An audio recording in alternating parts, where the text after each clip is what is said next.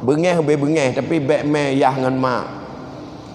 Tu bapa bini adanya ka tamai mak gop. Kata tenak mak gop, yang sama dengan kata putang tiu tenak mak katanya. Han tanggup tenak ke tiu tenak mak gop, yang dosa paling raya buat Rasulullah. Termasuk dosa yang paling besar kepada orang syirik kepegah dari Rasulullah adalah seseorang yang memaki ibu bapanya. Inna akbarul kabair yasubbur rajulu abahu. Sebesar-besar dosa besar adalah orang yang memaki, yang mencerca, yang sep dua ibu bapanya. Tatuna madra dengan yah drawatu. Nyan dosa paling raya.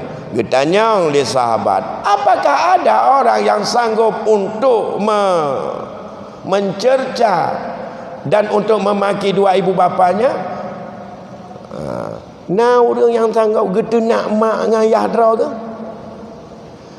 Dijawab dari Rasulullah, yasubbur rajulu aba ghairi huwa yasubbu abahu. Sidra orang yang getenak yahgop magop yang kagak nak madro geje bek putang-putangon bengeh be bengeh tapi bek meyah ngan mak. Tu bapa bini adanya ka tamai mak gop. Kata tenak mak gop, yang sama dengan kata putang tiu tenak mak katanya.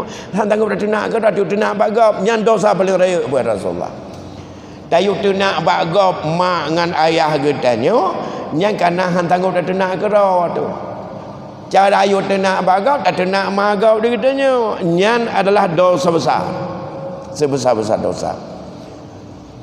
Orang memaki ayah orang lain, ia telah memaki ayahnya sendiri.